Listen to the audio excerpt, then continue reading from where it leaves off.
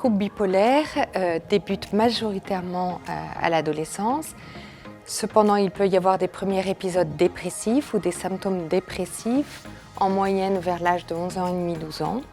Et puis des premiers épisodes maniaques, en moyenne vers l'âge de 15 ans.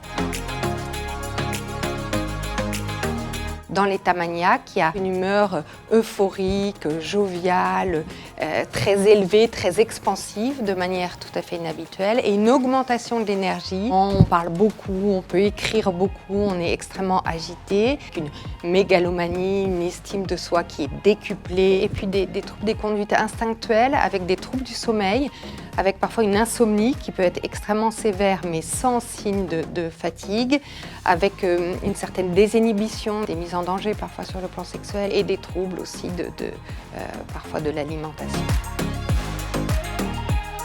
Le traitement des troubles bipolaires repose principalement sur le traitement pharmacologique.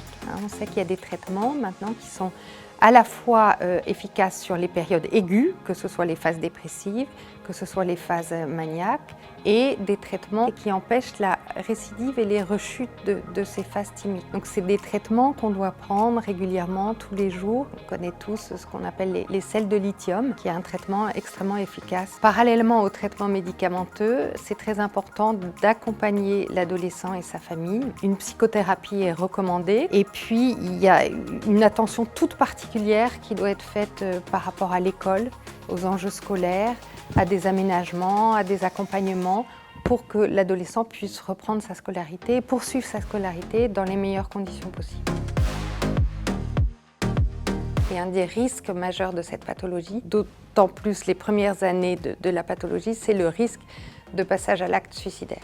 Il y a d'autres risques, comme le risque d'abus de substances ou des risques, on va dire, fonctionnels, mais le risque suicidaire est l'enjeu majeur et principal de cette pathologie. Donc c'est vraiment essentiel de pouvoir poser un diagnostic, même à l'adolescence, de proposer une prise en charge adaptée.